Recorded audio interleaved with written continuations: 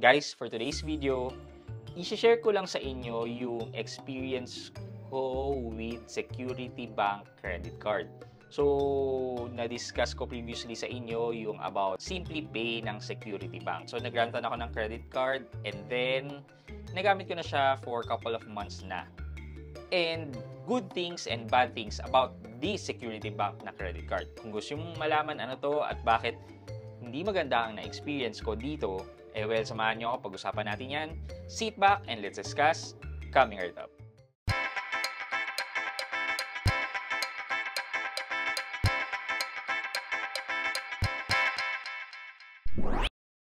Hi guys, this is Pat and you're in Pat Quintos Review TV. So if you're new in my channel, I do reviews about entrepreneurship, small business, and personal finance na meron akong experience. Ginawa ko na yan ng videos and playlist na makikita nyo dito sa taas. At kung bago ka dito sa channel ko, you may want to consider subscribing to my channel. Nasabi ko nga sa inyo na nag-grantan ako ng bagong credit card with Security Bank. So, ito siya. And maganda siya nung una. Pero eventually, nakita ko yung hindi ko gusto about this credit card. So, simulan natin dun muna sa nagustuhan ko about this credit card. So, una muna sa lahat, syempre, additional credit card yan. Parang additional na pwede mong itap na puutangan in case na mailangan ka. Pangalawa, merong feature itong credit card na to na tinatawag na Simply Pay. Kahit sinong tao na may bank account is pwede mong bayaran or padala ng pera just by filling out the form. So, para siyang lumalabas na nag-loan ka directly from the bank and then yung pera is binayad mo dun sa taong may bank account na papadalan mo ng pera. So parang ganun siya. Ang kinagandahan kasi nito is parang hindi ka na magre-resort sa iba't ibang ways for you to convert yung credit limit mo maging cash. So isa yun sa pinamagandang feature ng Security Bank credit card na kahit sinong bank account holder is pwede mong padalan ng pera or bayaran. Pangatlo is the automatic installment. Hindi mo na kailangan tumawag sa bank na para i-convert ang straight purchases mo na gawing installment. The rate itself is only 1% instead of 3%, diba? Kapag normal na straight purchase ang ginagawa natin, it's 3%.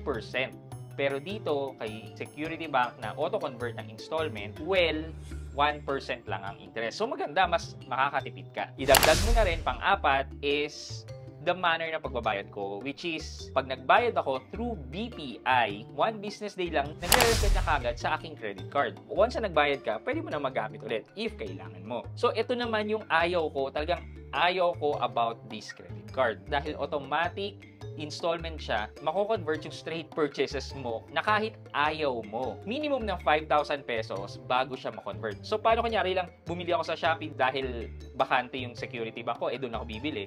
Well, na-auto-convert na kagad siya na maging installment dahil more than 5,000 yung bibiling ko. Yun yung isa sa ayaw ko. Yung wala akong control na i-convert siya kasi auto-convert. Makakompare ko to siguro sa isang feature ni East West Credit Card.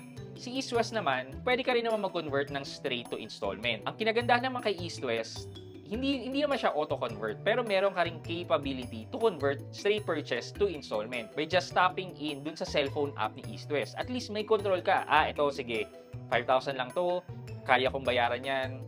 Ito, medyo mabigat na sa akin, 9,000. Sige, ko-convert to installment ko yan.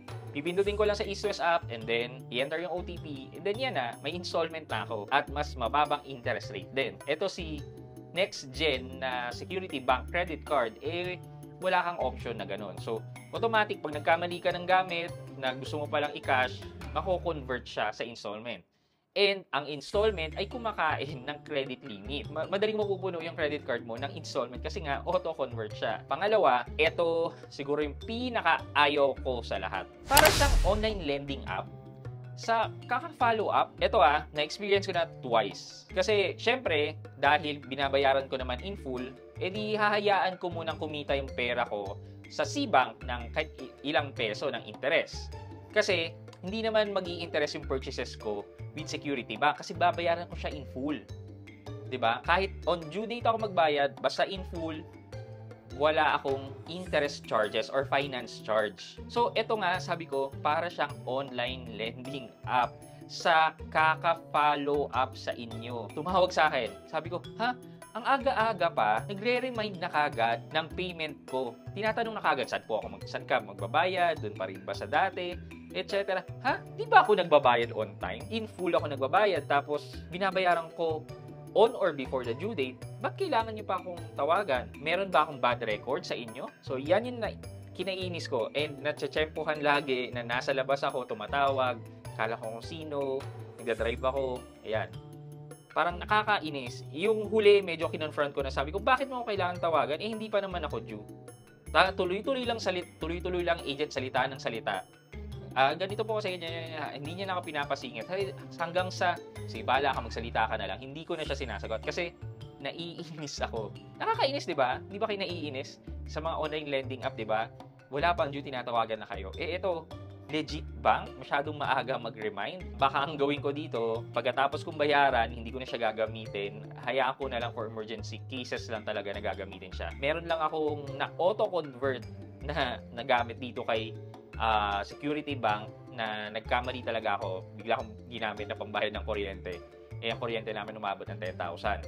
So, bigla nag-auto-convert siya. Kahit gusto kong bayaran in cash, wala na. Nag-installment na siya ng 12 months. 12 months pa yung installment niya. Wala ka ring choice.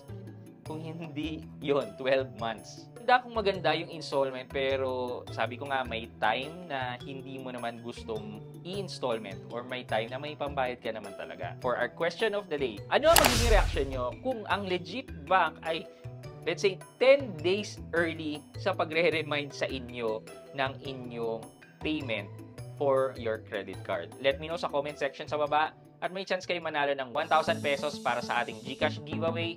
And also, huwag nyo kalimutang mag-like and subscribe para sa ating cellphone giveaway once we reach the 75k milestone. Guys, malapit na. We are on 66k na. 9k na lang yan. Marireach na natin yung 75k milestone. Maraming salamat sa inyo. Okay, yun lang muna po for today's video. But before we end this video, mag-shoutout muna tayo at shoutout kay Shinwaja TV. Sabi niya, #grow to 75k subs. Very informative, sir. Pa-shoutout po and paranas ng giveaway ng cellphone. Shinwaja TV, thank you so much for following and supporting the channel. Shoutout sa iyo. Yun lang muna po for today's video. I hope you could like this video. Leave a thumbs up and if not, wala namang problema dyan. But continue to support me by subscribing to my channel by clicking the subscribe button and also the bell button sa tabi ng subscribe para makareceive kayo ng latest notification sa lahat ng upload ko. Again guys, this is Pat Quinto and you're in Pat Quinto's Review TV. Bye-bye!